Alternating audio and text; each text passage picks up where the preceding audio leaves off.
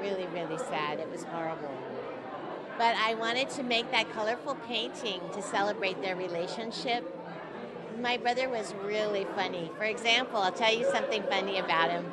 He tried to join the Hare Krishnas, and they didn't want him. I mean, he's like the only person you've ever heard of that they wouldn't want, because he was kind of difficult to be around. And I really miss him. It's one of those shows that you either can be profoundly moved or just laugh, because you either laugh at death or you're scared of it. And for one thing, I'm not scared of it. Many of the works remind us to appreciate the loved ones who are still with us, artists included. Mostly people go to museums, they look at art from people who have passed away, but we're here, we're alive. Come and look at our stuff. At the Biscaluz Gallery at El Pueblo. In downtown Los Angeles, I'm Gil Reyes for LA This Week. The exhibit continues at El Pueblo until December 4th. A new art installation gives a unique perspective on the human form. Learn all about LA during the ultimate scavenger hunt, and a Canoga Park Festival celebrates Mexican traditions. All this in this week's Things to Do. This fall, The Broad will present Creature, a free general admission installation opening November 5th that will fill the museum's first-floor galleries with more than 50 works presenting approaches to figuration and the human body. From slick avatars and popular icons to images rooted in mythology and animal instincts, this installation will feature works by over 25 artists, including artworks that examine the human body and others that allude to a physical presence outside of the artwork itself. Check it out at The Broad from November 5th through March 19th. For more, visit thebroad.org. This is an outdoor and indoor trek that'll cross a small part of the city. Along the way, you'll learn and be exposed to LA art, architecture, culture, and history. You'll also have a boatload of fun. You will literally find long hidden treasure in either people, places, objects, or more. Complete tasks and solve puzzles. Make new friends. Have an adventure and a story to tell. Teams often have to perform a certain task before receiving their next clue. It all takes place on Saturday, November 5th, starting at 9:30 a.m. at Union Station. For more, visit meetup.com/IWannaDoThat. It's the 16th annual Main Street Canoga Park Dia de las Muertes Festival. The street festival is a traditional cultural event that celebrates the ancient Mexican and Central American traditions of paying homage to loved ones who have passed. Festivities are continuous all day in historic downtown Canoga Park, which is the recipient of the All-American City Award. The festival showcases live musical entertainment, vendors, international foods, artist exhibits, altered displays, a children's art pavilion, and a large classic car show. It all takes place at Sherman Way and Canoga Avenue on Sunday, November 6th. For more, visit culturela.org. And that's a look at some things to do. Well, that's going to do it for this edition. I'm Yana Kane from all of us here at LA This Week. Thanks for joining us. A reminder that you can catch us online at lacityview.org. You can also follow and like us on Facebook. We'll see you back here next week for more of LA This Week.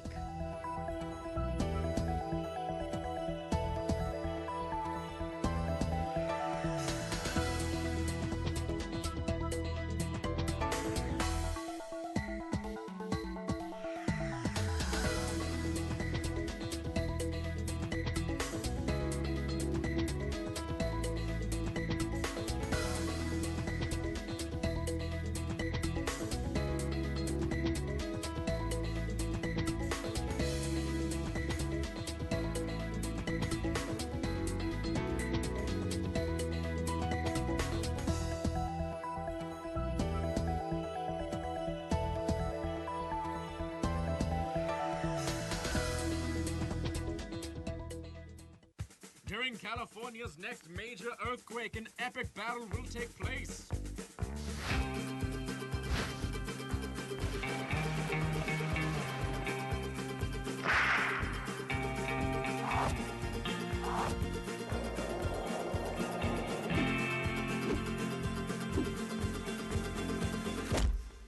Don't fight a brick. The brick will win. DareToPrepare.org.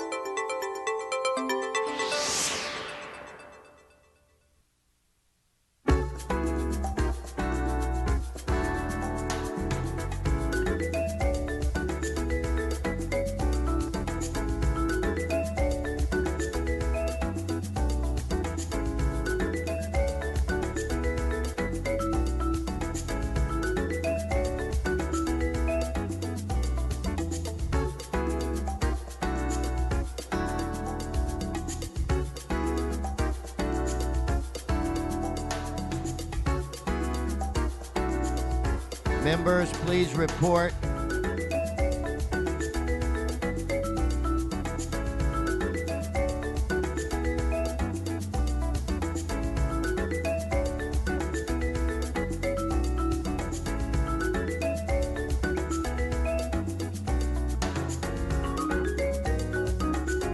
Members, if you're in your offices, please report to the council chambers.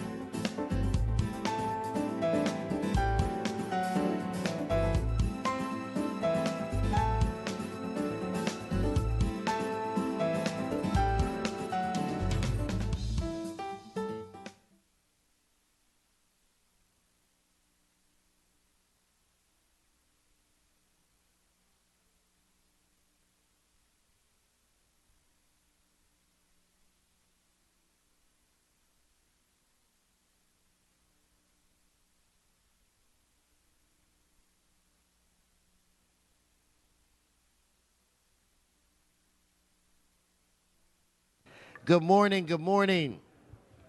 Good morning. Shh. Please take your seats. Today is November 1st. I want to welcome you to Los Angeles City Hall. This council meets every Tuesday, Wednesday, Friday at 10 a.m. Madam Clerk, we do have a quorum. Would you please call the roll? Blumenfield, Bonin, Buscaino, Cedillo, Englander, Heristason, Weezer, Koretz, Krikorian, Martinez, O'Farrell, Price, Rue, Wesson. 12 members present and a quorum, Mr. President. Okay, first order of business. Approval of the minutes. Mr. Koretz moves. Mr. O'Farrell seconds. Next. Commendatory resolutions for approval. Mr. Price moves and Mr. Bonin seconds. That brings us where? Mr. President, today is Tuesday and time for the flag salute. If we could all rise, we'll be led in our flag salute today by Mr. Price. Thank you, Mr. President. Right hands over your heart. Ready to begin. I pledge allegiance to the flag of the United States of America and to the republic for which it stands, one nation, under God, indivisible, with liberty and justice for all.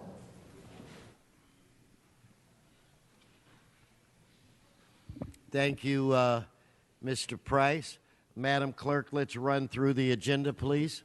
And, Mr. President, an item noticed for public hearing today, the levying of special assessments for the Chatsworth Business Improvement District, Council File Number 13-0765, was not agendized for today's meeting, but will be considered at the Friday, November 4th Council meeting. Okay. Continue. Item 1 is an item noticed for public hearing. Do you have cards? There are no cards on item 1. Okay, let's prepare to vote on item 1. Let's open the roll, close the roll, tabulate the vote. 13 ayes. Continue. Items 2 through 11 are items for which public hearings have been held. Okay, specials, members. Mr. Weezar. 9 and 10, please. 9 and 10. Let's prepare to vote on Mr. Blumenfield. 11? Yes. Okay, let's vote on the remaining items. Let's open the roll, close the roll, tabulate the vote. 13 ayes. Continue, Madam Clerk. Items 12 through 25 are items for which public hearings have not been held. 10 votes are required for consideration. Okay, so without objection, these items are now before the body. Do you have cards? Yes, there are cards on items 12, 23, and 25. Okay, let's hold those items and prepare to vote on the remaining items. Let's open the roll, close the roll, tabulate the vote. 13 ayes. Okay, that brings us where? Oh, wait 1 second. Mr. Bonin. Could we send item 19 forthwith, please? Item 19 forthwith, per Mr. Bonin. That brings us where? Mr. President, that takes council back to presentations, items called special or general public comment. Thank you.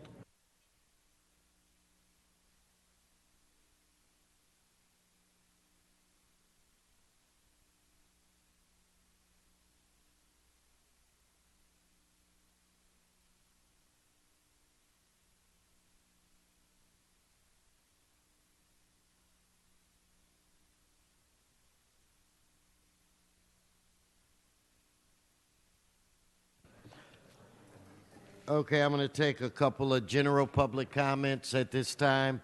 George Abrams and Brian Barajas, please come forward.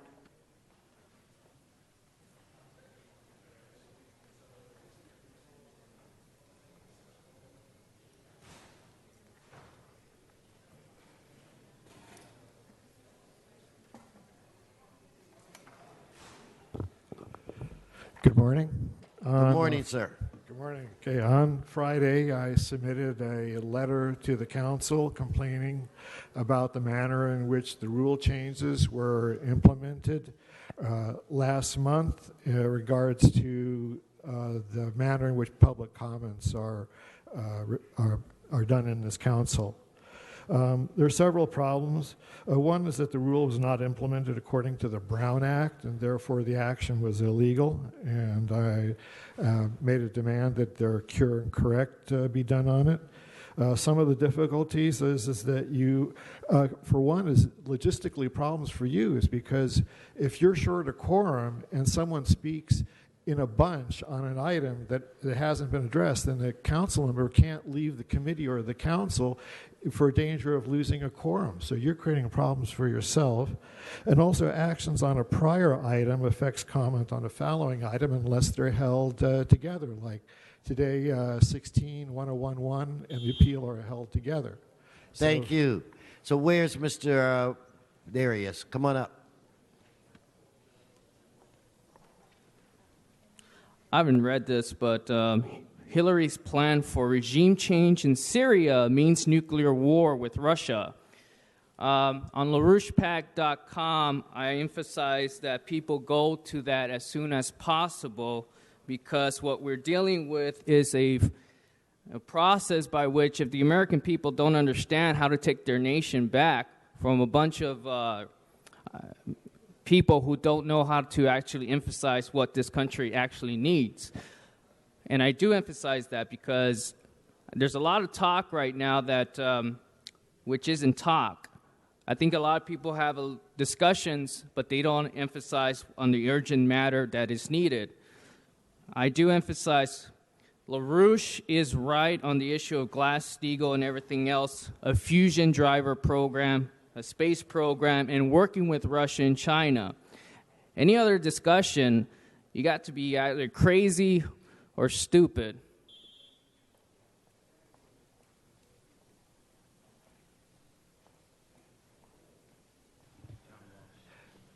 Okay, Mr. Walsh, please come forward. Mr. Walsh, you have cards on 9, 12, 23, 25, and then public comment. Where's Mr. Walsh? Mr. John Walsh?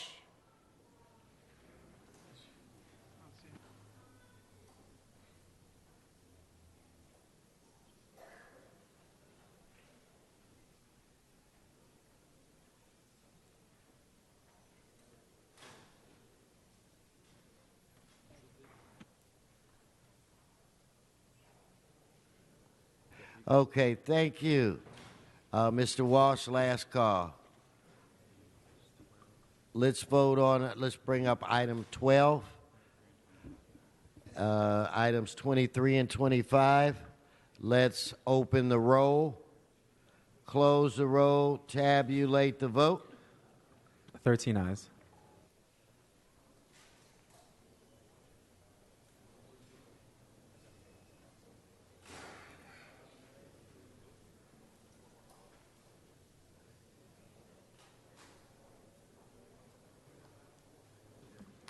Okay, we're going to move now to item 11. It was called special by Mr. Blumenfield.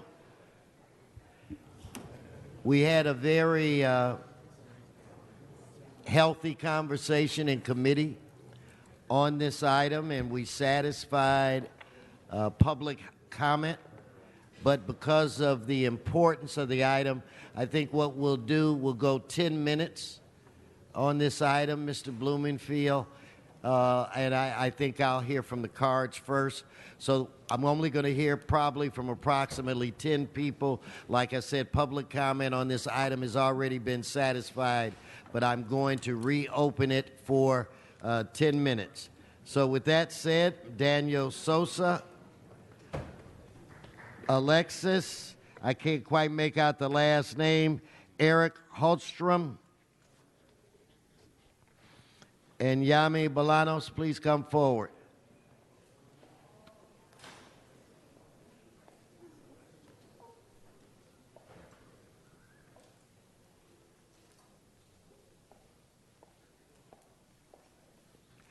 Don't be shy.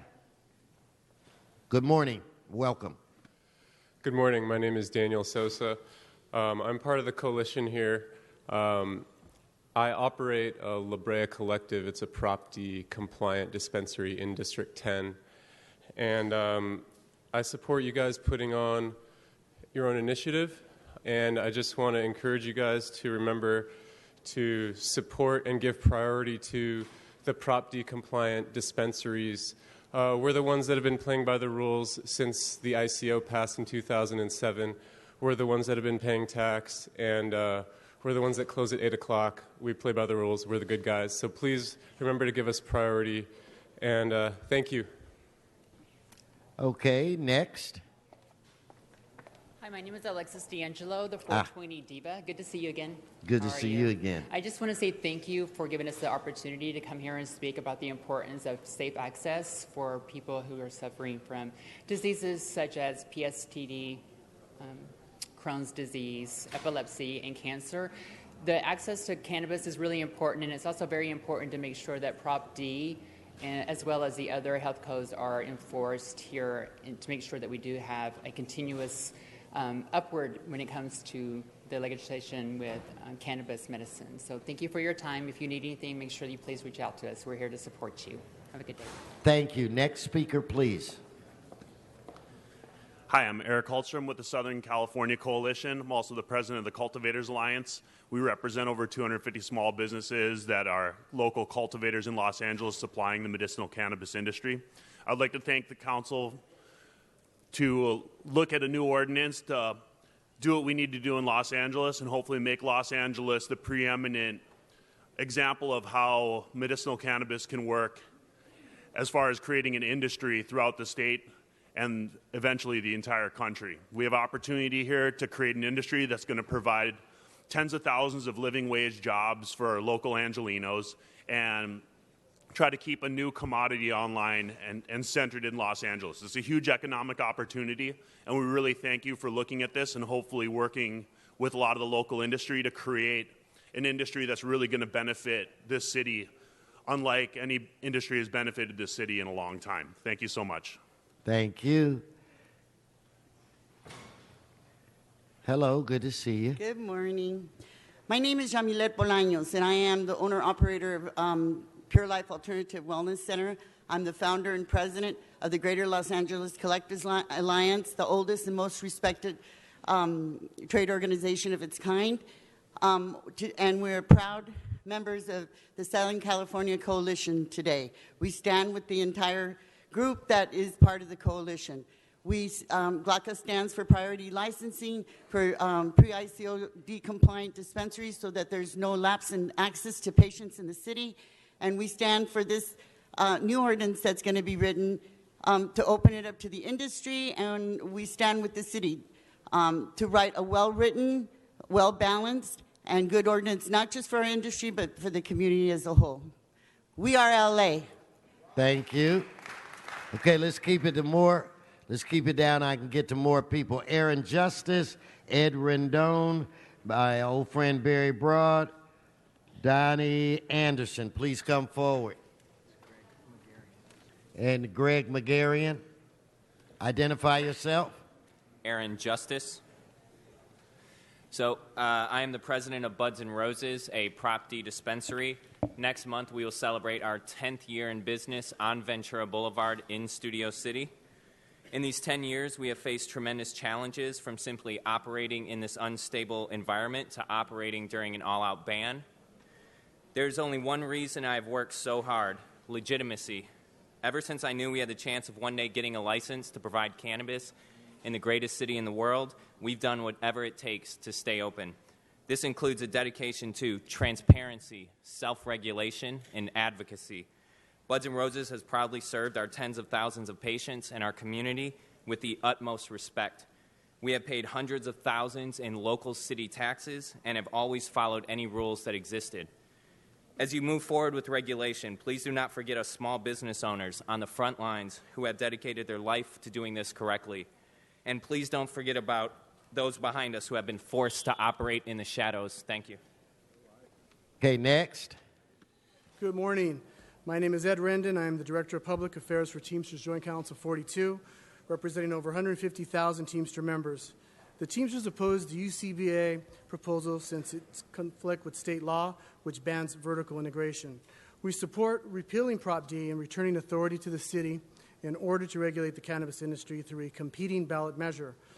Thousands of our members are employed in the warehouse and distribution industry. It is one of our largest national employee groups out of 1.5 million members. The UCBA proposal negatively impacts our core members who would be unable to enter the Los Angeles market under its provisions. Finally, we support a coalition of industry leaders from the delivery and dispensary side who are all placed at a competitive disadvantage under the UCBA proposal. Presently, the UCBA proposal only grants power to very few select and leaving out dozens, if not hundreds, of companies that should be part of this emergent industry. We ask for your support of the competing measure. Thank you very much. Mr. President and members, Barry Broad, the statewide legislative director of the California Teamsters Public Affairs Council. I've come down from Sacramento today to thank you for moving this item. In Sacramento, we created a coalition with the League of Cities, with law enforcement, and with the vast majority of the medical cannabis industry to create a dual system of licensing in which local government would have significant, in fact, plenary control over the time, place, and manner of the operation of cannabis businesses in their jurisdiction, and the state would regulate the safety and health issues and licensing and so forth at the state level. The alternative UCBA initiative is in conflict directly with the state law, and it takes away the authority of the city council. This ordinance, which you are putting on the ballot, is consistent. Thank you, sir. Good to see you. Same. Good morning to all, City Council and President. My name is Donnie Anderson. I am the co-chair and the founder of the California Minority Alliance, and I'm also a member of the Southern California Coalition. California Minority Alliance, we represent about 260 members that are minorities, a very diverse group that needs to make sure that they're not left out of this industry. For many of years, African American and minorities have been left out of this industry. And today is the day that the city gets control of this issue. And we stand with the city and their ordinance. I just wanted to say thank you, and we are LA.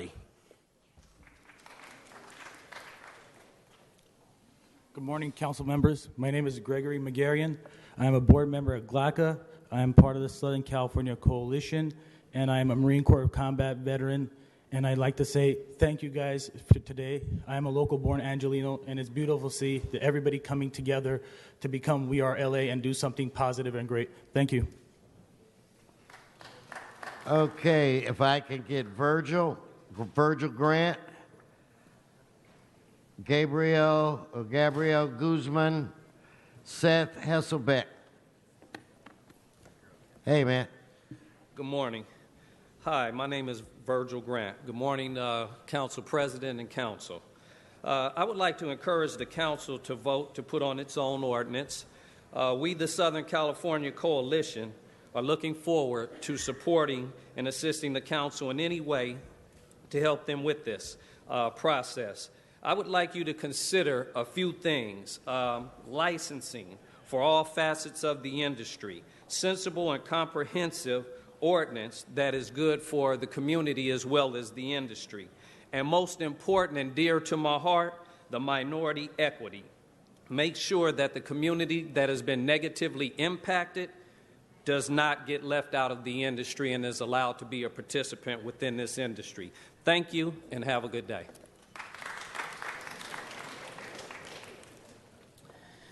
Good morning, councilmen and women. Thank you so much for having us here this morning. We thank you so much for allowing us an opportunity to come here and speak. My name is Gabriel Guzman. I am the founder and director of Namaste Wellness. I'm here also representing Latinos for Cannabis, and we are here in support of the Southern California Coalition, asking that you guys enact an ordinance that is a sensible ordinance that will allow an equal playing field for minority operators to be able to participate in this space.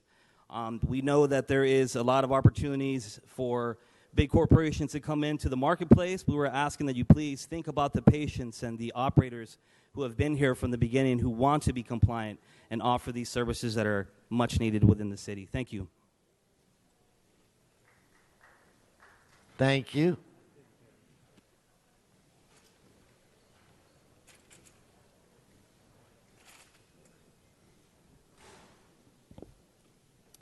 Good morning, Council and Council President. My name is Seth Hilsebeck. I am CEO of Quality Concentrates, also board member of the Southern California Coalition.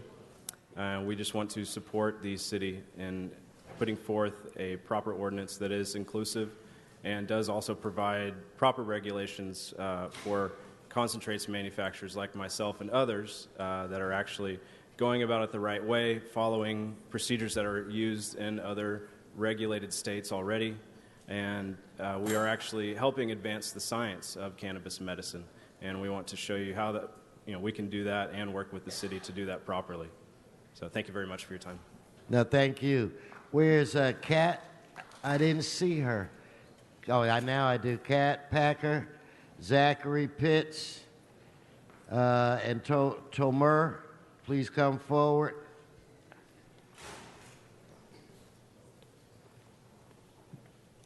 Floor is yours. Hello and good morning. My name is Kat Packer. I am the campaign coordinator for Californians for Responsible Marijuana Reform. Over the last several months, I have met with many city council members and their staff to talk about the need for Los Angeles to develop a policy that is both fair, equitable, and inclusive to minorities who have been indiscriminately targeted. As we move forward into regulations, I ask that the city council develop regulations that specifically prioritize these minorities. The We Are LA folks are the folks that we need to recognize and put forward.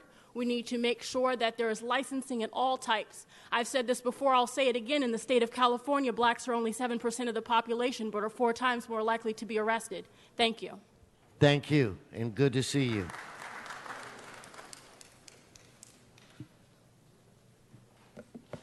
Hello, my name is Zachary Pitts, and I'm with the Southern California Coalition and the Los Angeles Delivery Alliance. Let me be absolutely clear in saying we are all against any ordinance that prevents a healthy and accessible medical cannabis market. We want licensing for all types of marijuana businesses, whether delivery, cultivation, manufacturing, testing, distribution. And we think the city is the best entity to develop fair and encompassing regulation, enforcement, equity, and taxes. We do not want or need exclusionary and bad policy. If the city were to put forward its own initiative with a basic tax framework and returns regulatory power to the city, we would all support you. Thank you very much. Thank you. So after Tomer, David Spara, Chris Barone. Is that Tamara Wells? Yes, sir. Hi, my name is Tomer Graciani. I'm an edible manufacturer. I'm here with the Southern California Coalition. I'd like to thank you all for putting this in front of the board. As you know, the governor passed a bunch of rules regulating cannabis, a very good, sound, structured system that does a local and a city and a state license. They did not put any limits on the state license, and I think the same should happen on the city level. You have the opportunity to change the way that we think about dispensaries in general, making them more mainstream and allowing smaller businesses to open more innovative ways of dispensing cannabis. I personally would like to see shops that sell only topicals, for example, like Bath and Body Works, or shops that sell pet products specifically, or in my case, a shop that only sells cannabis chocolate that does not have any flour or any security risks that are related to that, but actually give more value to the community. Thank you very much. Thank you. Hi, I'm Tamara Wells. I'm a 33-year property-owning resident of Los Angeles. I'm a mom. I'm an Emmy Award-winning TV producer. I'm a grandmother, and I'm a medical marijuana patient. I urge you to come up with regulations that will allow delivery for patients that do not have access to regular storefront pharmacies, and I urge you to create legislation for the city that allows minority owners to compete and have a very healthy business. Thank you very much for considering this, and good luck with the vote. Thank you. Yes, sir. Good morning. My name is David Spare. I represent the Southern California, we're in the Southern California Coalition. I represent manufacturers, cannabis manufacturers, and we are the cannabis business in Los Angeles. We are in support of CETRA and hope that you folks move forward with it. Currently, we have issues operating in the city of Los Angeles. Our industry employs hundreds and hundreds of people at high-paying jobs. Average is about $40 an hour. We want to stay in Los Angeles. We love Los Angeles, but we need licenses and regulation. So we're for responsible regulation of the industry and for licensing for all of us. We are LA. Thank you. Thank you. Yes, sir. Good morning, City Council. My name is Chris Barone, and I represent the CLEAR and all manufacturers across Los Angeles who are looking for sensible licensing and regulation so that we can do what we do. This is the image of a hash maker in Los Angeles, and we do our best to ensure safety and high-quality products and sort of bringing the best, forward. 11 will allow us to sort of get the licensing and regulation we need so that we can safely do that and keep bringing proliferating cannabis to the people who want it and need it for their medical needs. Thank you. We are LA. Thank you. Okay, I indicated that we would have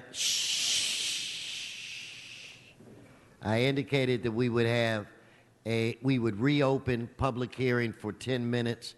We've already gone over that by almost 7 minutes. Anyone who did not speak, your card will be placed in or on the record. I want to, before I call on Mr. Blumenfield, I want to indicate that, being in government, we just can't pick and choose the items that we want to deal with. This is a very important issue, and this council has decided to tackle this issue. I want to give a special thank you to Ms. Martinez and Mr. Koretz and Mr. Blumenfield, because the four of us, with help from other members, we've been working on this for approximately a year. Now, we recognize that anything that relates to taxation, we're going to have to put that on the ballot, and that's part of the conversation. But we want to make sure there's a healthy conversation and debate in the city of Los Angeles where it relates to regulations over this industry. A week from today, we might be having additional conversations depending on the fate of Prop 64. So this council again will not run away from those issues. We will have conversations about those issues, and we invite all of the residents of the city to participate. So I want to let all of you know that beginning tomorrow at the Nate Holden Performing Arts Center at 6 p.m., we will be having a town hall meeting. All are welcome, and I appreciate all of the industry folk that come to all of the meetings. Your information has been invaluable, but I am urging folk that don't have anything at all to do with the industry to come and be at these hearings so that we can hear your opinions as well. On November 29th, we will be right here in City Hall, and all are welcome, and that will be at 6 p.m. as well. All of these meetings we do in partnership with our neighborhood councils. And on December 7th, we will be in the Valley at Van Nuys City Hall. And again, all is welcome. In order for us to get a feel for how you think or what it is you think needs to be in place, you have to be engaged. And on this, we are inviting everyone to participate. Again, this is a challenging conversation, for some an uncomfortable conversation. For others, we're going to have to stretch ourselves a little bit, because many of us never thought that we'd be having this kind of conversation in our lifetimes, but we are. So again, I want to thank everybody for coming. I want you to know that we take this very, very seriously. This council is building a reputation and not ducking difficult issues, so we will not duck this. And again, a special thank you to my colleagues, Mr. Koretz, Mr. Blumenfield, and Ms. Martinez, and all of the members of this council who have weighed in on this issue. With that said, Mr. Blumenfield. Thank you very much, Mr. President. Thank you for your good work on this. I rise in support of this item before you, specifically what I want to make clear to folks is this isn't about whether we regulate or whether we don't regulate, or whether marijuana will be legal or whether it won't be legal.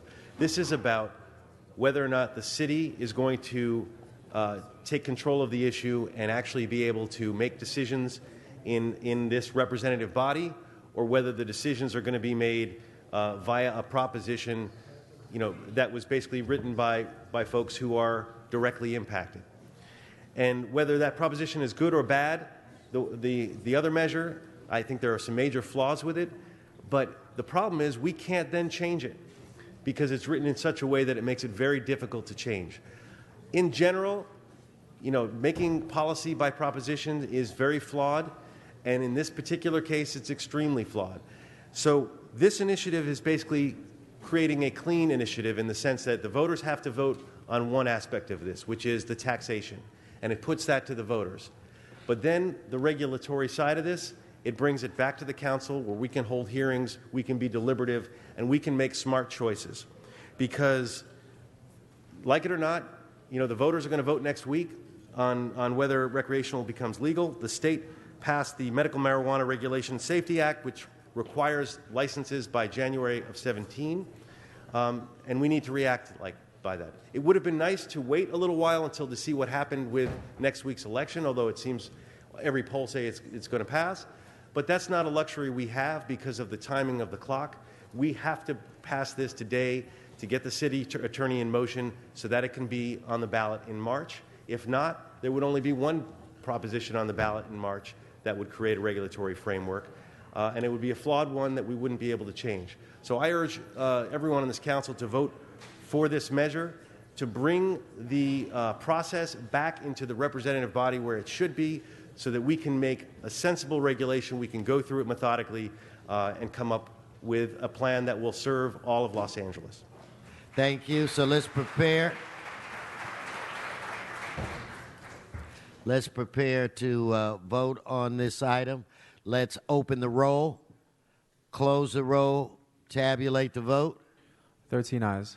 Okay, now it's my understanding there's been a request to reconsider item 2. So let's have a quick vote on reconsideration for item 2. Let's open the roll, close the roll, tabulate the vote. 12 ayes, 1 no. Okay. Wait, that was on reconsideration?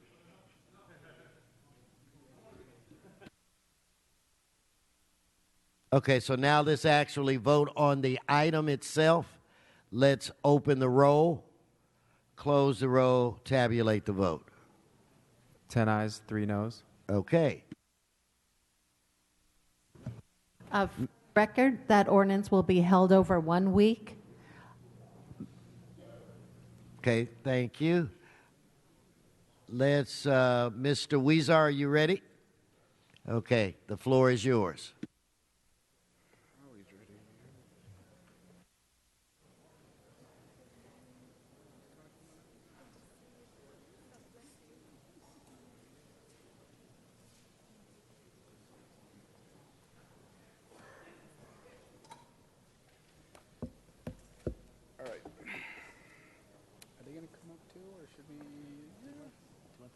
Yeah, if they could, yeah.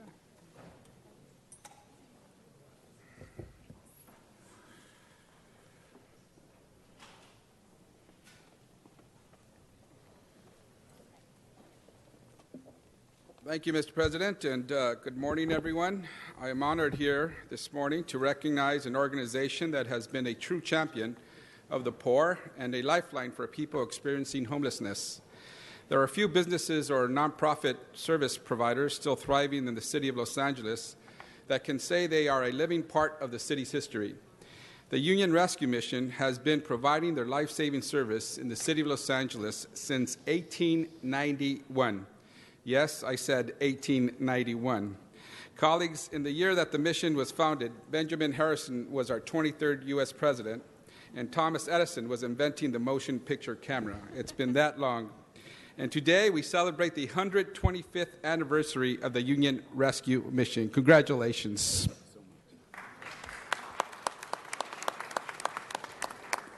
The Union Rescue Mission is also one of the largest missions of its kind operating in America.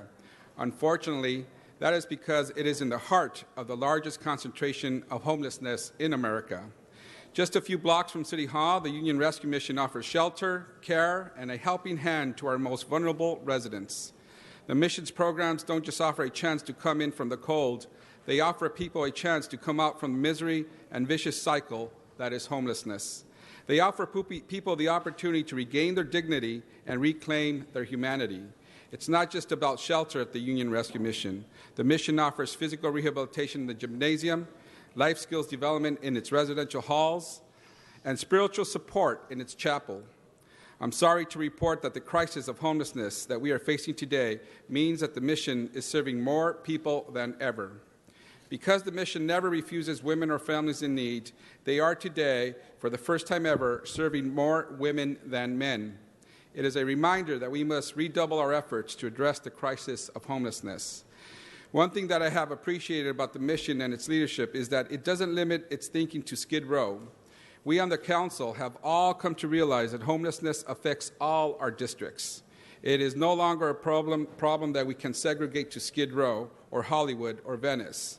The mission understands this and has actively sought opportunities to provide its services away from the temptations and dangers of Skid Row. In the Northeast San Fernando Valley, for example, it established Hope Gardens, where the mission is housing senior women and families. As our Valley representative knows, there was initial pushback to this plan, but today it is the example of what we need to do more of here in Los Angeles. We are proud to welcome to City Hall members of the mission's board and staff who every day dedicate themselves to the work of helping others. I want to give special acknowledgement to the CEO of Union Rescue Mission, the Reverend Andy Bales.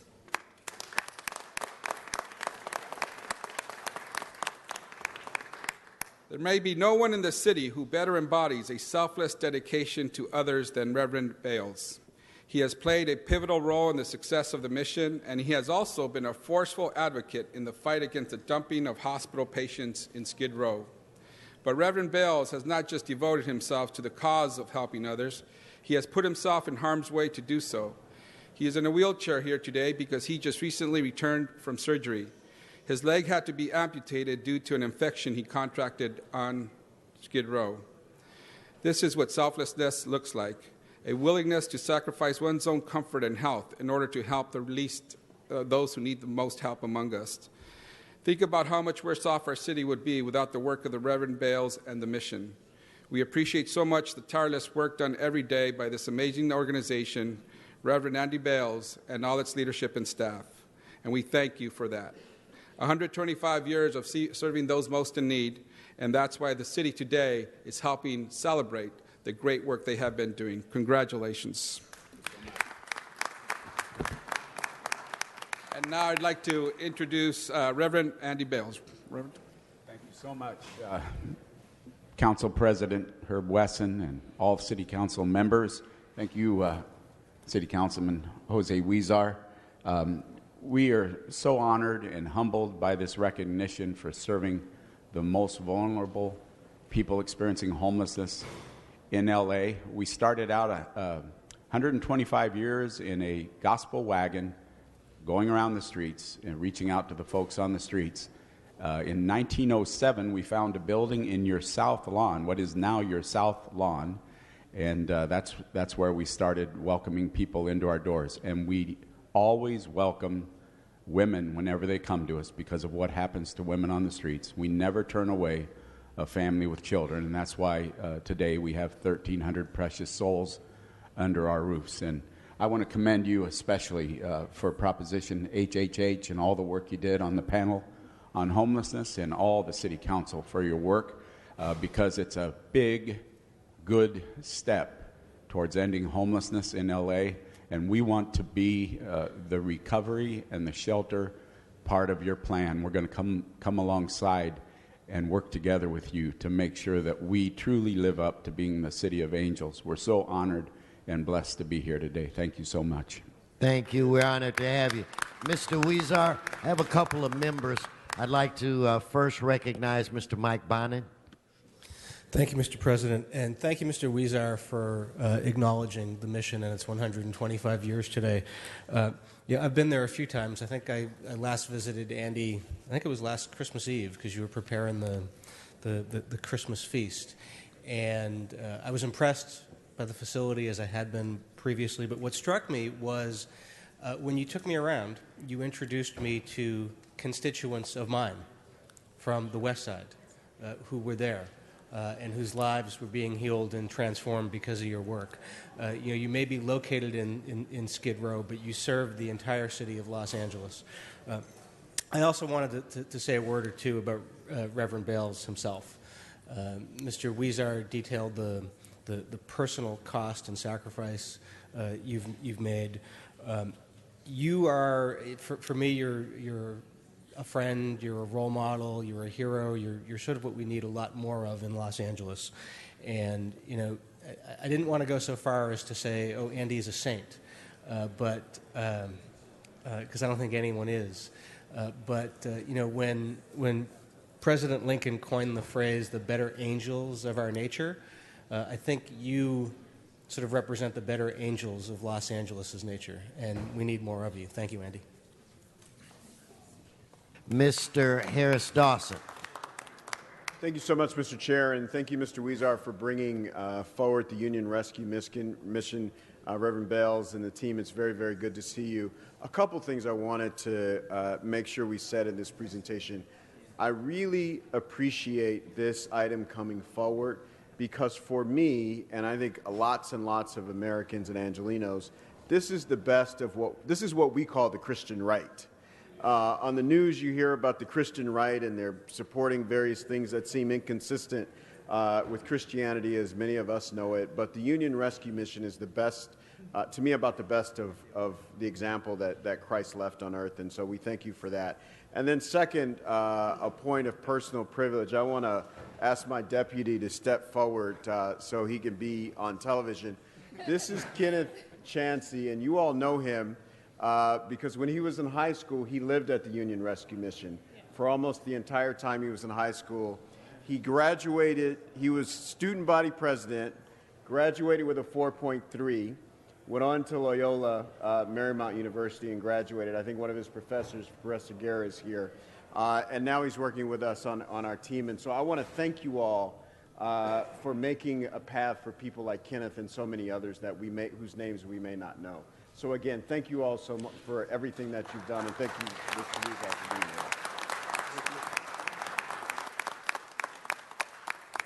here. Mr. Huizar. Thank you very much, and thank you, colleagues, for sharing your stories and your comments. And I also wanted to introduce a few other people here who are here. I have a list of folks. I hope I don't miss anyone, but we have David Dow, the chairman of the board. Welcome. Richard Newcomb, board member since 2013. Steve Borja, Vice President of Programs, Dan Rollwader, Chief Financial Officer, Lucy Rivas, Vice President, Human Resources, Kitty Davis Walker, Vice President for Public Relations, David Melendez, Vice President of Development and Marketing, and Alexandra Monsibaez, PR Coordinator. And did I miss anyone, Andy? I got it. Okay. I just wanted to make sure I acknowledge all the folks who are here and thank them. Say that you've got Kenneth Chauncey's auntie here in spirit. Okay, excellent. Well, thank you. And on behalf of the Homeless and Poverty Committee, the City Council, the Mayor, and all of us, we wanted to present this resolution to you congratulating you on 125 years of service. Certainly, this is very well deserved, and because of your work, thousands upon thousands of people have much better lives today. Congratulations.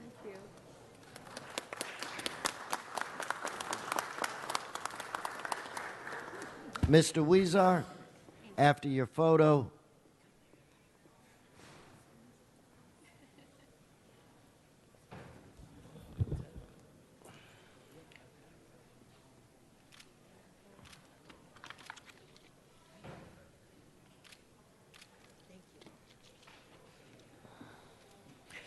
I'd like to recognize Mr. Cedillo. Or is that a no? Then back to you, Mr. No.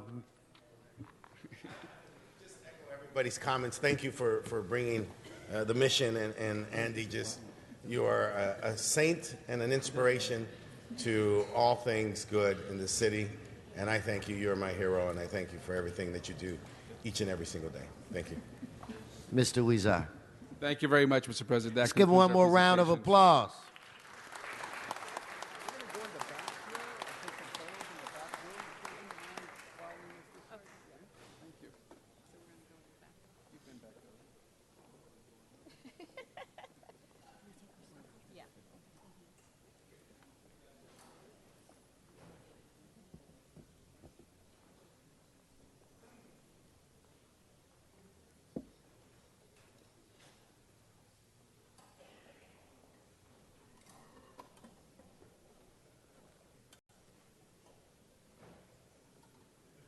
Okay, I'm going to jump back into general public comment. I have two cards. Mr. Walsh, are you back? Please come, followed by Mr. Spindler.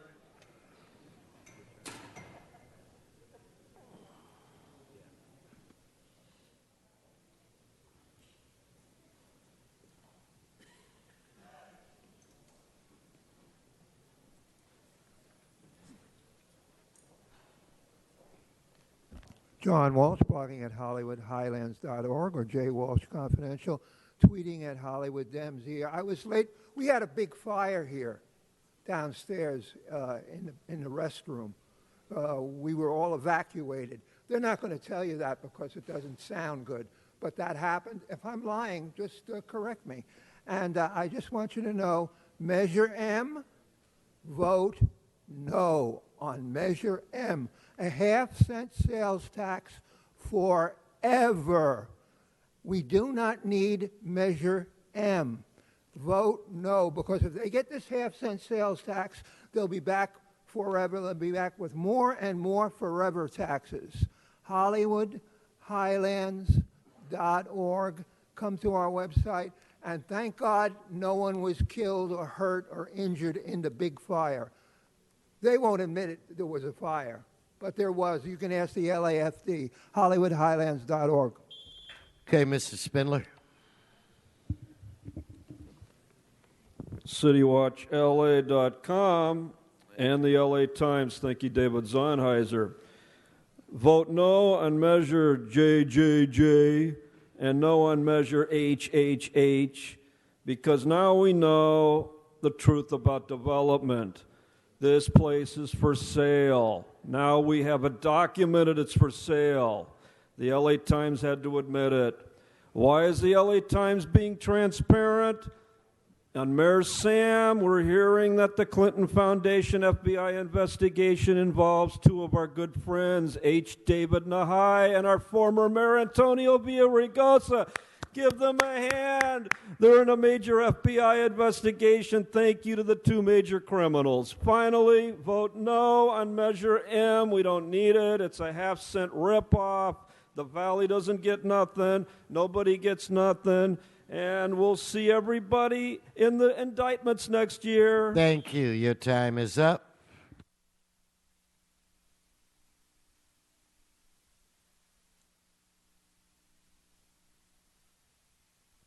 Okay, we're going to Mr. Root. We're going to go in. We're going to get Mr. Weezer. Mr. Weezer will be returning, and then we'll go into those items.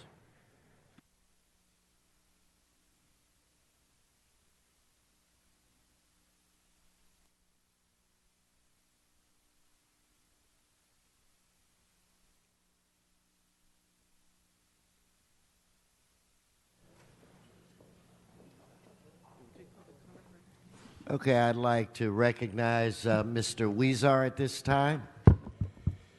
Thank you, Mr. President. And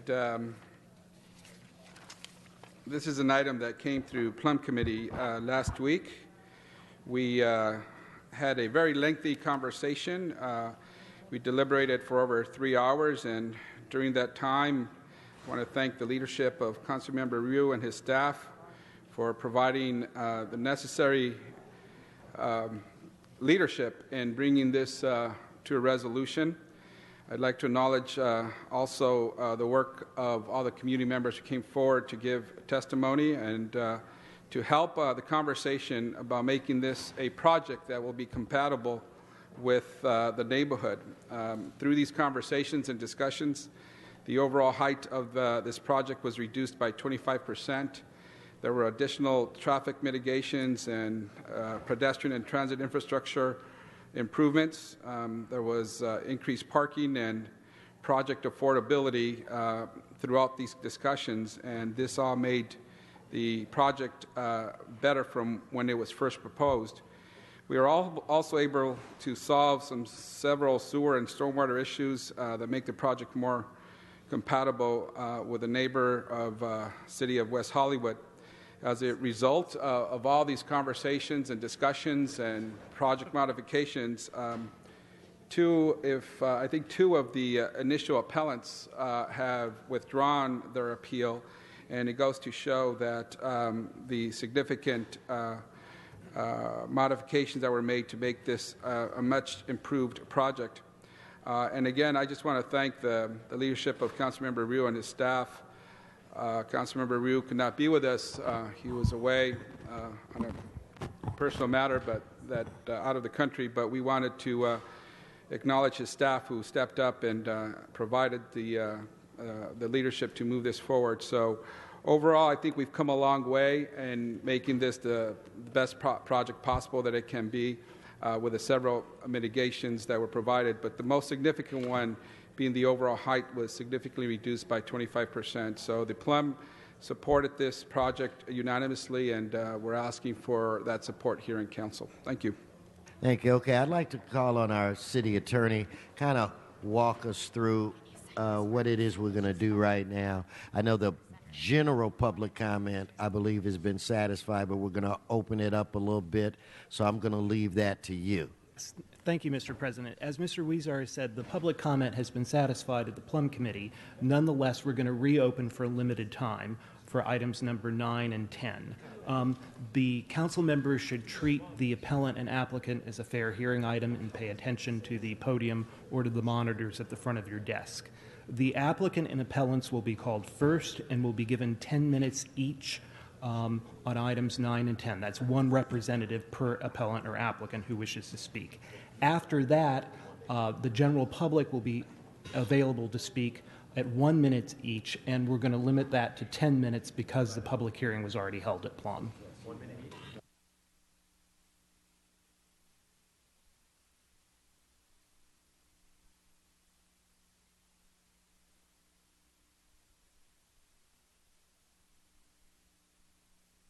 Okay, we're going to go ahead and take the applicants and the appellants first.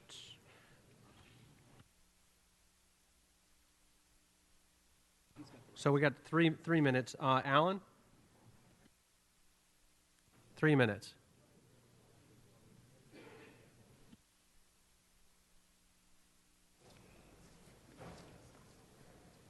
Didn't know I was first.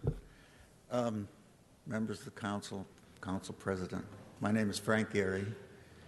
I'm the lucky architect that's been chosen to work with these young budding developers. They've got soul, and not like a lot of people that come to me that don't. These guys are putting their heart and soul into this project. This is very meaningful to them, and to me. When I was a kid, I walked around Sunset Boulevard occasionally, and I'm older than all of you, so I was there, and I saw the the hotel, the Garden of Allah. And I remember all the hoopla and the stuff about Bart Lytton fighting to get that corner. And it was messy. You should look it up. They called him all kinds of names. He was a tough hombre.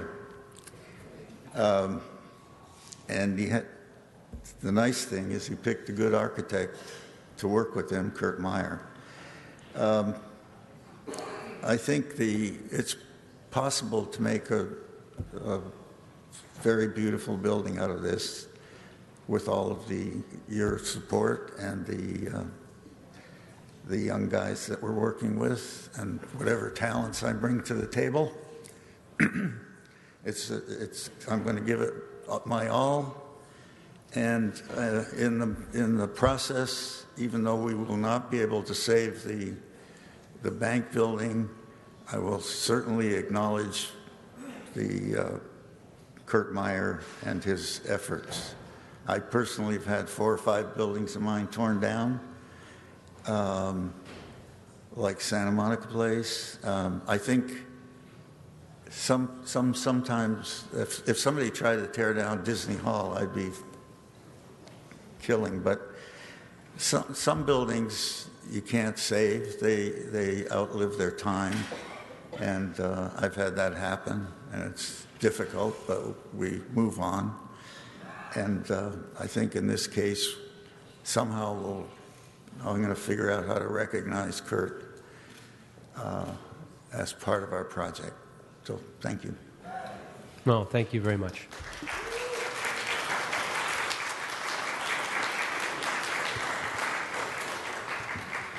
All right. Beverly Palmer on 9 and 10 for 3 minutes.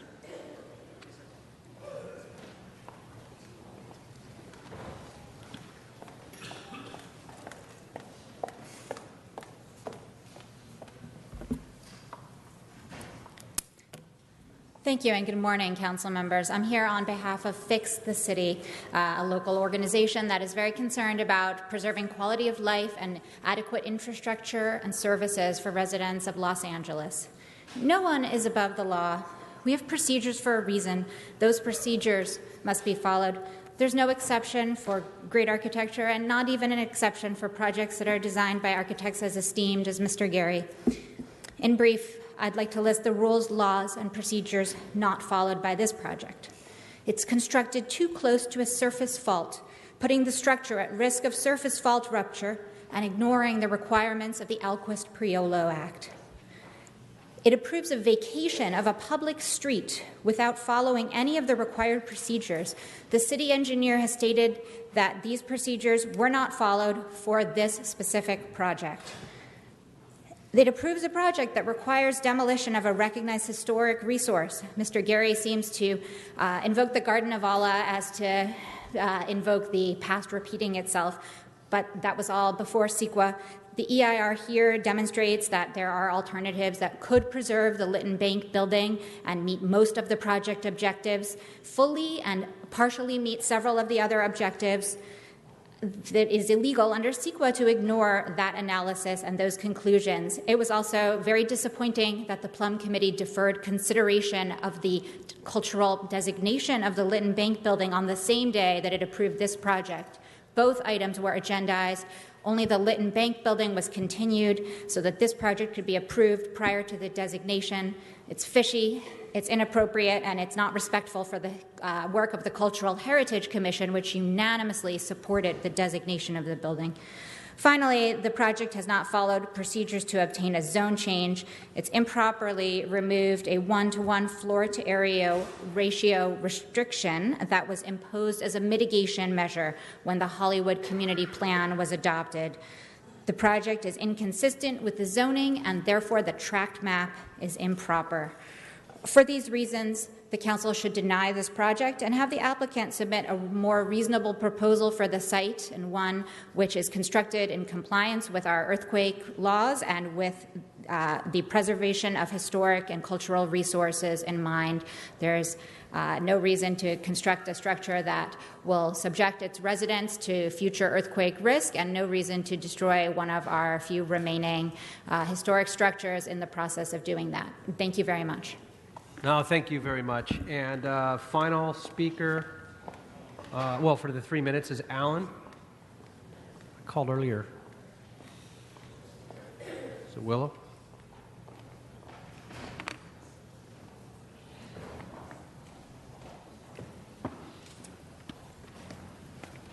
Good morning. At the outset, I'm an attorney. I represent Suzanne Manners, an appellant.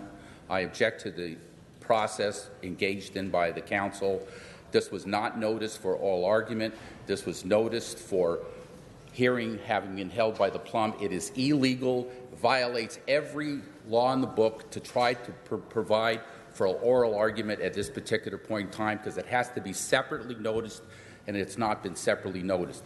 That's because your process of having the Plum Committee hear matters is illegal.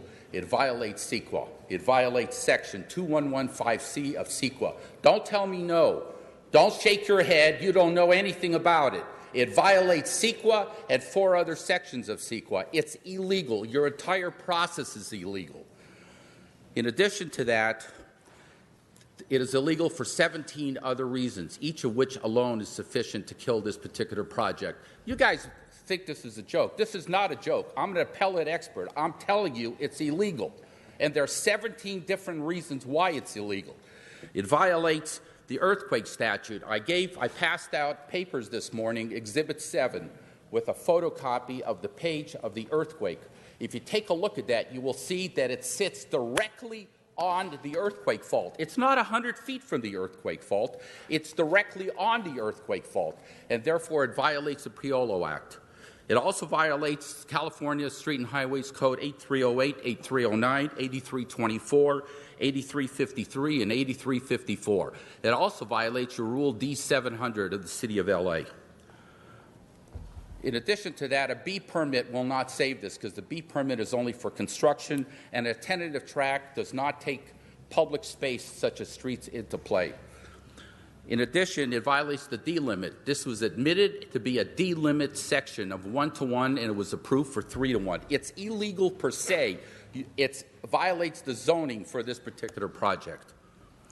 In addition to that, it violates 1222 AF4 1 and 2, which is the menu for density bonuses with regard to this particular project. Finally, there's also a private easement that you don't know about because your council has never told you that. There is a private easement under the 1905 Crescent Heights tract that runs over this particular area, and you can't change the area.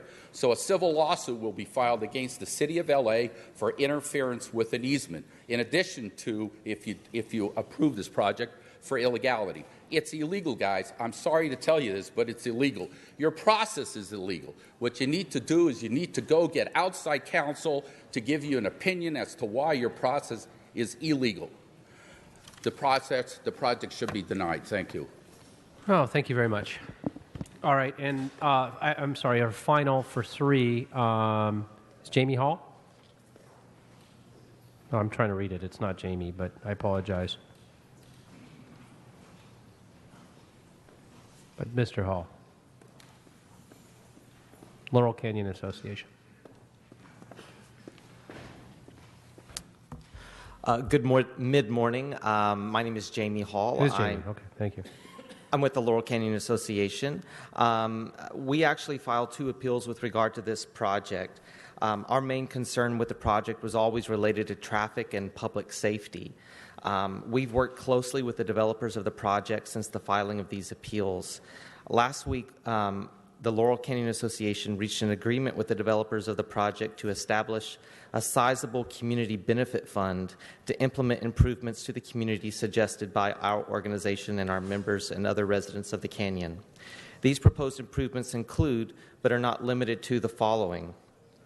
1, improve public transit connections along Laurel Canyon Boulevard, including new bus stops and bus shelters. 2, commissioning an emergency evacuation plan for Laurel Canyon. 3, funding for traffic control officers in the community. 4, pedestrian safety improvements such as improved sidewalks. 5, traffic mitigation measures for Laurel Canyon Road, aka Little Laurel. 6, implementation of traffic calming measures to discourage cut-through traffic through the community. And 7, evaluation of improvements to Laurel Canyon Boulevard. Based on this, the Laurel Canyon Association does not oppose the project as revised, which we understand currently includes more than 20% height reduction. Finally, we'd like to state publicly how grateful we are to Councilman Ryu and all of his staff for their tireless work on this project. We fully support his efforts and are sincerely grateful. Thank you so much. Great, thank you very much. The next speakers will be just a public comment on this item, so it'll be 1 minute. Jasmine.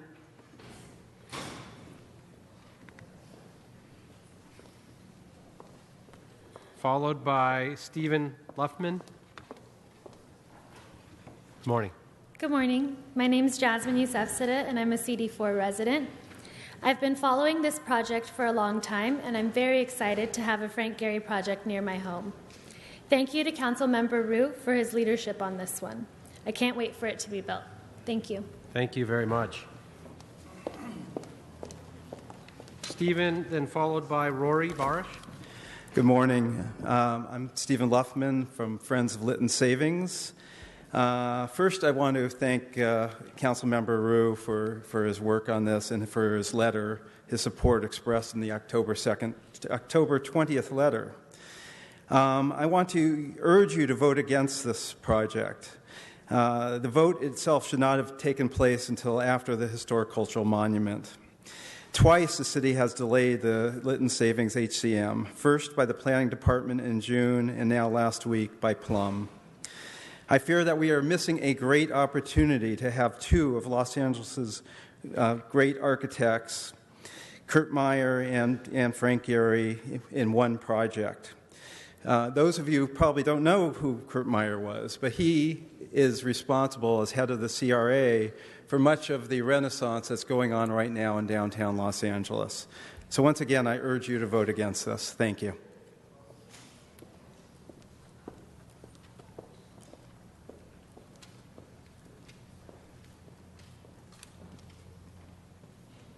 And up next is followed by Rory's George Abrams. Good afternoon. Good afternoon. I was baffled as to why, at the many hearings that I have attended for 8150, there has been an obvious display of disinterest and rudeness on the part of the council members, planning directors, and staff. I wondered why laws do not matter. The project violates city and state laws that protect the public. I wonder why safety does not matter. This project at the base of Laurel Canyon will increase traffic at an F-rated intersection, slowing first responders. But then I learned about all of the backdoor deals being made or that were made long ago, and that the verdict on 8150 had already been decided. Just look at the council members called out in the Times in the last few days for receiving generous donations, the mayor included. We, the constituents who elect you, might not have deep pockets that the lobbyists or developers have to buy favors, but we have a voice and a chance to be heard when we vote on the anti-development initiative in the March ballot. But in the meantime, I just have one question. I'd like to know how much money it takes to buy you. Thank you very much. Thank you. Thank you. Next speaker is Mr. Abrams, and then followed by Ernesto Medrano. Okay. First of all, thanks to Councilman Ryu for fulfilling his campaign pledge to work with the neighbors, but unfortunately there are still many problems with the project, and I remain opposed. First of all, this is really not a mass transit project. There is insufficient mass transit alternatives available. Route 302 only runs one direction in the morning and the other direction in the afternoon. It's a mile from the Hollywood Highland Red Line station. It's a half a mile from the Santa Monica Boulevard Rapid. There's only one local route by the project. The Melrose Fairfax Dash is over a mile away, and the Hollywood Dash is also a mile away. Also, although the sewer issue was addressed, there's still the roadway. Hollywood is logistically very difficult.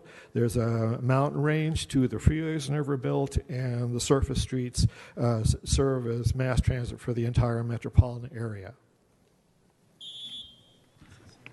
Great, thank you very much. So Ernesto, followed by Rachel Torres, I believe. Good morning, council members. My name is Ernesto Medrano. I represent 140,000 hardworking men and women of the LA Orange County Building and Construction Trades Council, and we're here to urge you to support the 8150 Sunset Project. We think that this is a project that's historic in nature. It's the way you need to do business. It's a labor management partnership type of project. It is a project that has addressed, as you could have heard earlier, some of the issues to mitigate some of the concerns the community has. It's a project that's also going to allow us to partner from the environmental standpoint. So, you know, we struggle very hard. We struggle very difficult to get good quality paying jobs and put our men and women to work out of our hiring halls. We work very hard at it, and so maybe this doesn't affect some of the affluent folks from the hills, but we feel that it's extremely important to start on this project. We're ready to don our boots, our vests, and our hard hats to start working on this project and start building it. Thank you very much.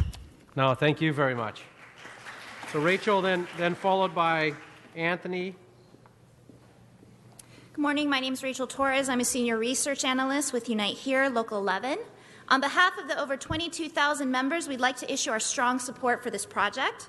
We'd like to thank Councilmember Ryu, his staff, for your leadership, and this developer for including on-site workforce housing. While this project does not include a hotel, our members live, work, and play in this area, especially because of how of a tourist community it is. It's not a bold statement to say we are in the middle of a deep housing crisis, and we want to thank Councilmember Ryu and this developer for addressing this issue head-on. We look forward to this project moving forward. Thank you. All right, thank you. Good afternoon. My name is Anthony Meade. I live in LA. I'm from Local 1506 Carpenter Union, and we are here to let you guys know that we work hard and we build strong. And the project that we have, the Housing Authority job, that we are here. I would like to work on that job site also. I'm a Carpenter Union, and I work hard, and we're here to build a hotel, whatever it is. We strongly urge you guys to approve this project. Thank you very much.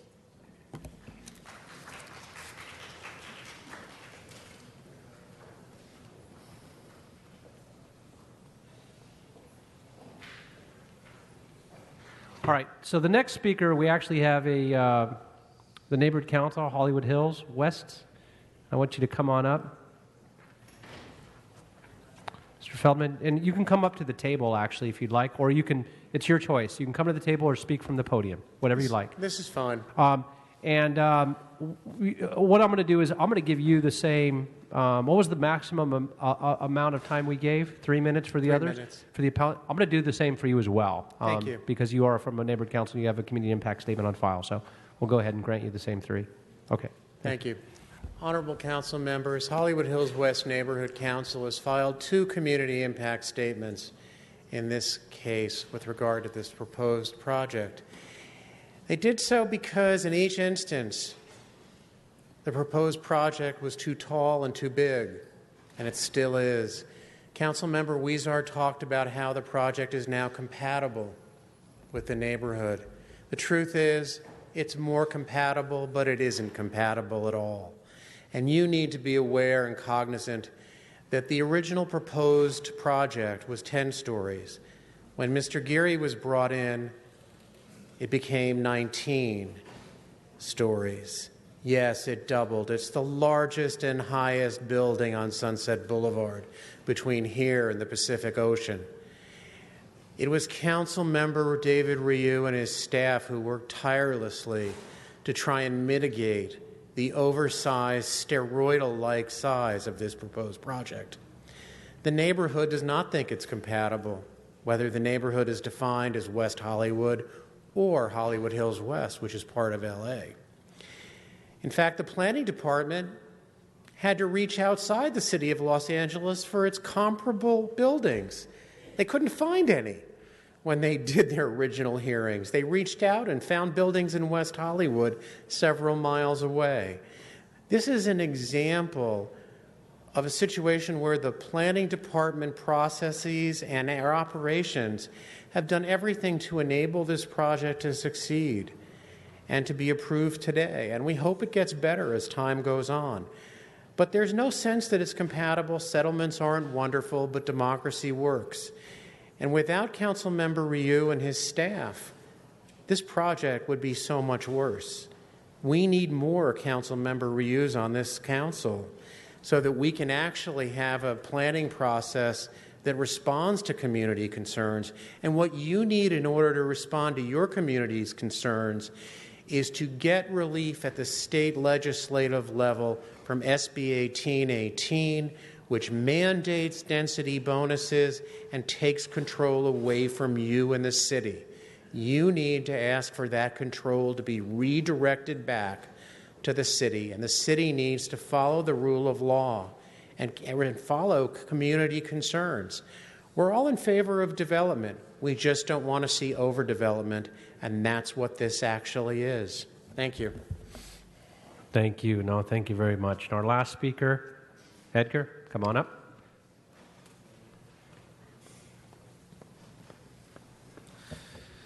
Thank you, Councilman and Council members. Edgar Kaladian with Mayor Brown here on behalf of the applicant. First off, I would like to thank Councilmember Ryu and his staff for working with the community and the project team to move the project forward. In addition, I'd like to thank our over 3,000 project supporters who live in the city of LA and West Hollywood who overwhelmingly support this project, along with the City Planning Commission, which unanimously approved the project. Frankly, I'm proud to be standing in front of this council today with such a great project, a project that includes 26 very low-income units and 12 workforce housing units. These are 26 Los Angeles families that are going to have the opportunity to live in a Frank Gehry designed project on the west side of Los Angeles. Frankly, that does not happen very often, and I'm thrilled to help bring affordable housing to the west side of Los Angeles. From the appeal perspective, both in terms of written appeals and in terms of comments raised today. Yeah, thank you. That was 1 minute. All right, there are no other speaker cards on file. Mr. Koretz. I just want to thank Mr. Ryu for his good work and his office's good work on this project. I used to represent the area, so I keep an eye on it, and I used to represent West Hollywood, which it backs up to. I have a couple levels of unhappiness with the project. One, I think it's still too large and doesn't fit in well with the area. I also think it's a missed opportunity from a historic preservation perspective. Nonetheless, I think Mr. Ryu and his office has worked hard and worked well to get a good compromise. It's not exactly what I wanted. I'm sure it's not what he wanted either. But I think he has done well and the community have done well. And so I'm going to vote for this project. All right. Thank you very much. Seeing no other speakers on the queue, I don't have any other cards. I didn't have it. Did you fill out a card, ma'am?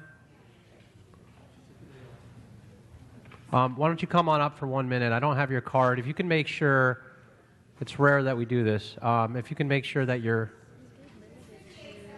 to 1 minute, and we did limit it to time certain too, but we'll go ahead and afford you the 1 minute.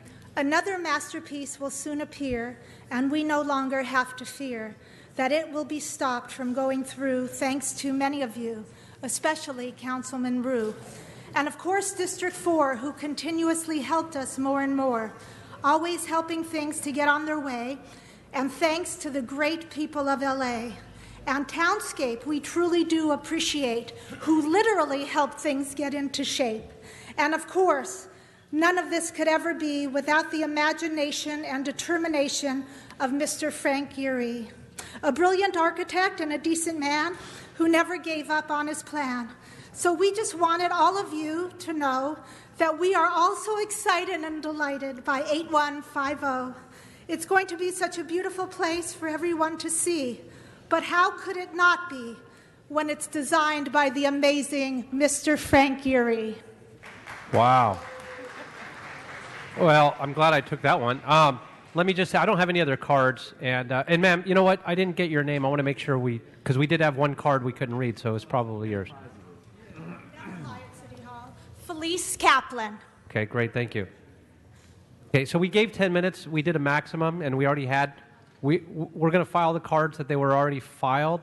So you'll be on official record that you filled one out. Okay, but we're not going to take any more time on it. So with that, and I just want to say two things before I call on Mr. Rue. One is for the woman who just spoke. Clearly, with what you just said, you took more than a day off work to write all that. That was great. Very creative.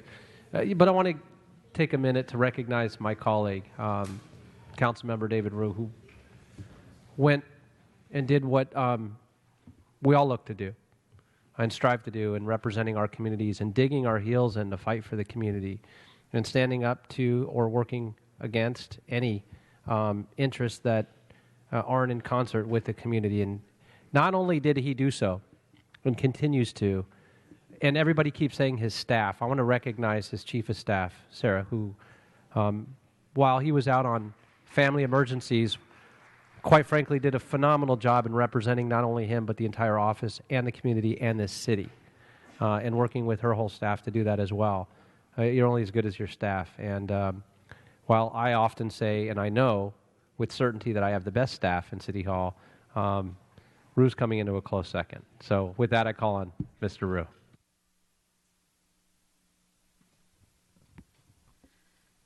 Thank you, Mr. Chair. Thank you, Mr. Chair. And I just want to start by thanking the members of Plum, especially Councilmember Jose Huizar. Thank you so much for your support while I was gone. Councilmember Marquis Harris Dawson, Councilmember Gil Cedillo, Councilmember Mitch Englander, and my seatmate, Councilmember Curran Price, for your support, for your tremendous support while I was away attending my father's funeral. So I really appreciate that. But today, there has been an outpouring of concern in the many neighborhoods throughout Los Angeles about out-of-scale development. And I take this issue incredibly seriously. And in the project before us, I have consistently demanded that the developers work with the community to decrease height and scale of the project in order to respect the character of this neighborhood. Specifically, I demanded that the developers reach out to the affected residents and find common ground on height, density, traffic mitigation, and historic preservation. In July, the City Planning Commission unanimously approved this proposed project without addressing the single most important community concern, height. While the Planning Commission added some workforce housing, the Commission also removed parking, which continues to be a significant issue for this neighborhood. I strongly believe we are disproportionately incentivizing developers and that this exchange is not equitable for our residents, current or future, who both deserve affordability and livability. Throughout this past year, I have pushed for changes to this project's design and scope through persistent and direct conversation with city staff and developers. I did not support the Planning Commission's July decision to approve this proposed project. On October 20th, I wrote a letter outlining the changes that needed to be made on this project in order to proceed it with my support. The proposed height of the tallest 230-foot tower must be reduced by 20 to 30%. A reduction in FAR, or in the alternative, decreasing the total number of residential units while maintaining the increased workforce and affordable units above the density bonus requirements. To provide community benefits to adjacent neighborhoods, a development agreement should have been required for this project, but it was not. In order for this proposed project to proceed, there must be a commitment by the developers that the neighboring community will still receive direct benefits. Increased affordability overall, with additional workforce housing units. Low-income residents and those who are building this very project should be eligible to live there. An extensive and targeted outreach was strongly encouraged. Lytton Savings Bank. It was evaluated as a possibly being historically significant in the environmental impact report.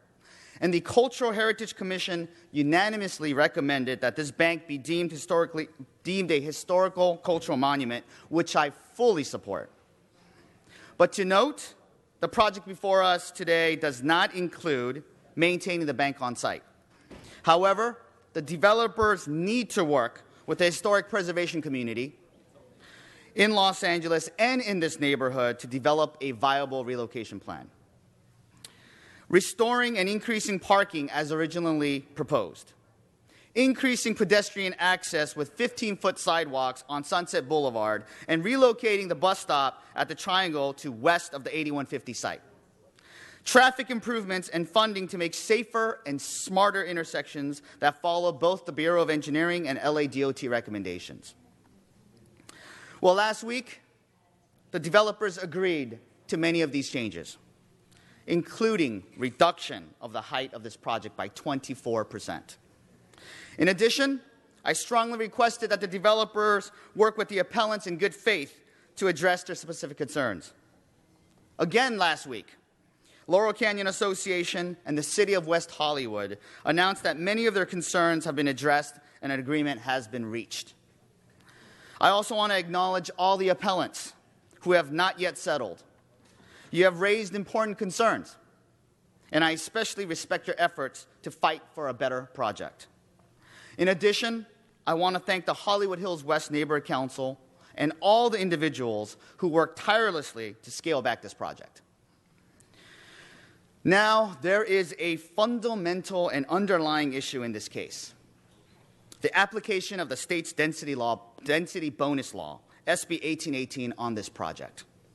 I strongly believe that the planning department must revise their rules on how the city applies this law, and that we as a city has to object when the state dictates local land use. Mr. Frank Gehry's design is very unique and has the potential to become a part of the architecturally significant fabric of Los Angeles. However, SB 1818 must be reformed. And if we do so, I believe that we can approach future projects that include affordable units with much more common sense and achieve a better result for our city.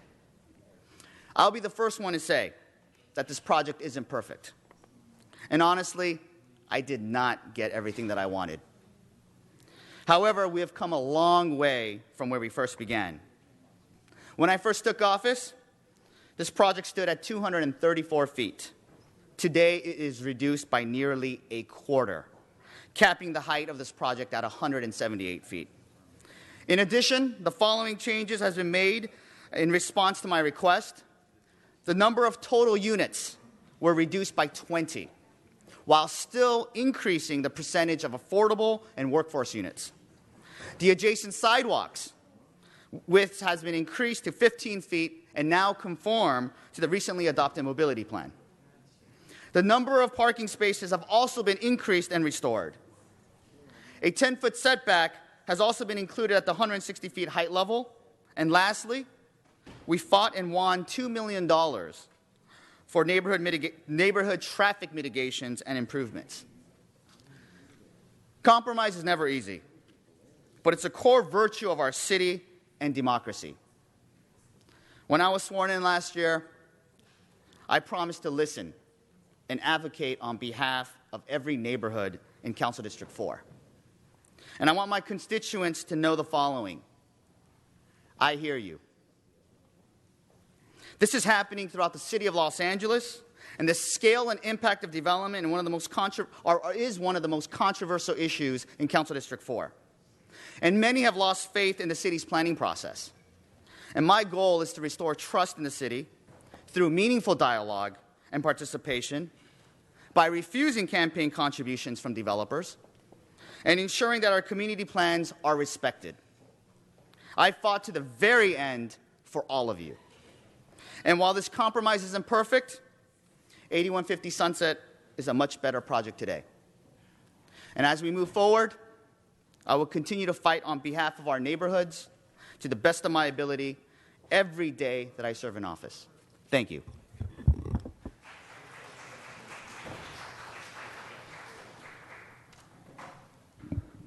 With that, we will now open the roll, close the roll, and tabulate the vote. 13 ayes. That is unanimous. Congratulations, Mr. Rue, and to the project, to the community. Thank you very much.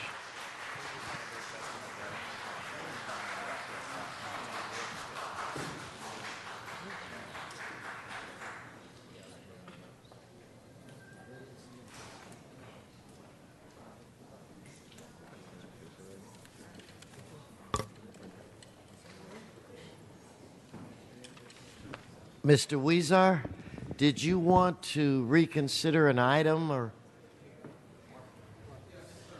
Item number 16, and if we could reschedule that or continue it to next Tuesday, please. Okay, let's vote on reconsideration, item 16.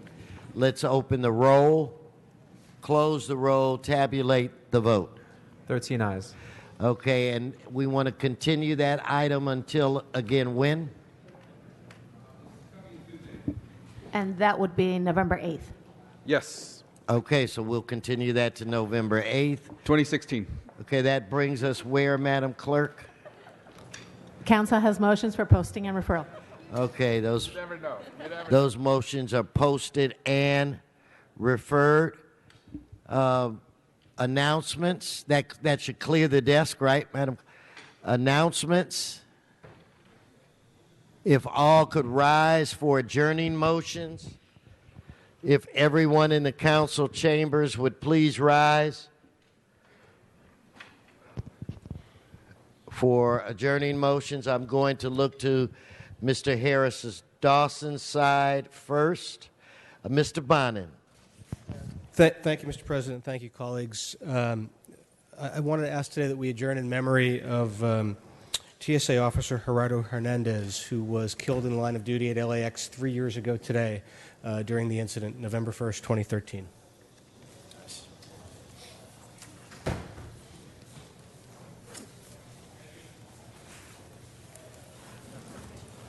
Now I'm looking to my right side, Mr. Price's side.